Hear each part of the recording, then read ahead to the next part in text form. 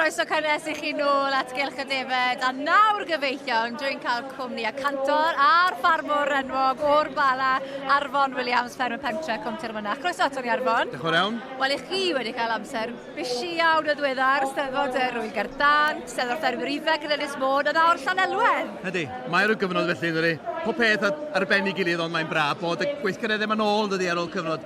A rhaid ni fod yn ddiolchgar ac yn falch o gael bod nhw'n ôl, ac bod ni'n gyd yn cael ymgynnull yn ymwneud eto. Oedd Steddfod dda yn Ynys Môn, o'n i gwylio ar y teledu. Oedd hi'n steddfod arbennig, dydy gwir, o'n e wrgylch braf yna, a cysadlu o safon, dydy gwir. A braf gweld yr ieuenctid yn syrenu ar y llwyfan yn dod. Ydy tad, mae'n braf gweld nhw'n y llwyfan, mae'n gymaint o waith ymarfer a gymaint o waith paratoi. Lot fawr o gysadlaethau. Ac ar ôl yr holl waith caled, cael y cyfle fod ar y llwyfan a cael ambell i lwyddiant hefyd yn arbennig. De. A mae'n bwysig gael hyfforddwyr da, pobl sy'n rhoi amser yn rad ac am ddim fel chythewch ar y teg I chi. Ond yn syrenu fan hyn nawr yn Llanelwedd, wrth gwrs mae Ŵyn, a mae da ni Ŵyn sy'n agos iawn neu bryd sy'n agos iawn ydych cael yn chi y Llanwennog yn y cylch ar hyn o bryd. Ie, da ni'n cadw Llanwennog gwan ers, bron 10 mlynedd ar 20, dwi'n siŵr braidd. Bod ni allan o'i cynefin nhw'n Cwm Tirmynach, ond maen nhw'n ddefed sydd yn gallu ymdopi a hynny di, maen nhw'n cael eu cyfri fel defed llawr gwlad, ond dyn ni'n cadw nhw ar dros 1000 o troedfeddi, a maen nhw'n gwneud un dda iawn, dydy gwir, a maen nhw'n magu'n dda, maen nhw'n epilgar. A hefyd mae rhywun yn dod I bwysau da pan maen nhw'n cael eu lladd, am hynny'n bwysig hefyd, de.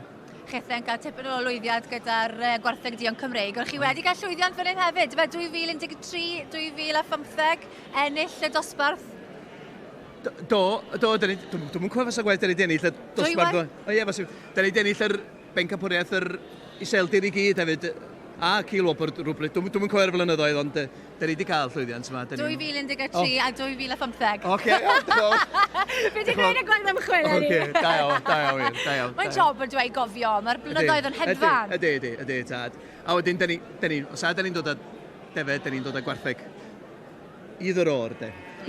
A mae'n fraint cael bod yn rhan o'r ffair. Mae'n mor bwysig yn dywed. Mae o'n bwysig. Hynny di, sy'n anodd wedi arfer cysadlu yma gymaint. Sy'n anodd dod yma heb ddim byd, dwi'n meddwl. Chi'n teimlo'n rhan o'r peth? Ydy, tad. A mae'r plant gwmwynhau hefyd. Mae plant, hynny'n bwysig, de. Mae'n rhan addysg y plant oedd I fan hyn.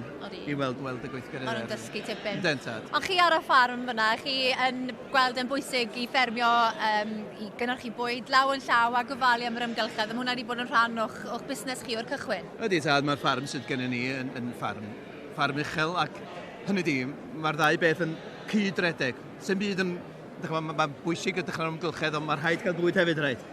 Ynddo, mae hynny'n bendant. A mae hwnna wedi bod yn bwnc trafod yma yn y ffair yn dweud. Pwysigrwydd diogelwch bwyd, achos fe all bwyd fynd yn bryn iawn fel mae ar hyn o bryd. Yn bendant heb os ag o'n I bai. Hynny di, hynny sy'n holl bwysig ynddo. Os ag ewn I fwyd, mae wedi darfod ar bob peth. Ymgylchedd a phob peth yn dydi wrth gwrs. A fel mae'r ffigurau'n dangos, mae dibyniaeth y Deyrnas Unedig a'r wledydd eraill am fwyd bron wedi dyblu ers canol yr 80au, gyda 40% neu fwy o fwyd y Deyrnas Unedig bellach yn cael ei fewnforio o gymariad 22% nôl yn yr 80au. Mae hwnna yn dipyn o maint. Mae'n rhyfeddol dydy gwir, mae'n anodd credu bron dydy. Yn codi ofn arnoch chi? Mae o ac yn codi ofn, bendant heb os ac o'n I bai. Na, arbennig iawn. Ond yma na ffair i'n dathlu cynnyrch Cymreig o safon. Arbennig. A dyna ni, tamed I aros pryd yn nosbarth y Llanwennog o adran y brydau iseldir pyr ac fyddwn ni nôl I weld pwy fydd yn cyrraedd y brig yn hwyrach mlaen. Wel dyna ni, Arfon, mae'r canlyniad wedi cael ei gyhoeddi. Ydy, gwych iawn de. Wy'n neis iawn fyswn i'n dweud. Wy'n neud tysgym fyswn i'n tybio at hynny. Ydy dy gwir ac yn... Dyma'r wy'n ysgafna sydd yn y dosbarth, 29 kilo. 29, ie. Ond mae rhai bod yn gig yn nhw wedyn does. Rhai bod yn garedd. Gig yn y lle cywir. Dyna ni, Morgan ac Anthony White, Horse Farm, Sir Benfron ennill y wobr gyntaf. Fe fi oedd na ddiwrnod agored gyda chi yn ddiweddar. Dwi'n ar y ffarm yma? Do, mae'n debyg fi si ddim lawr, chwaith, ond mi oedd y ddwrnod agored. Mae'n hogyn ifanc de.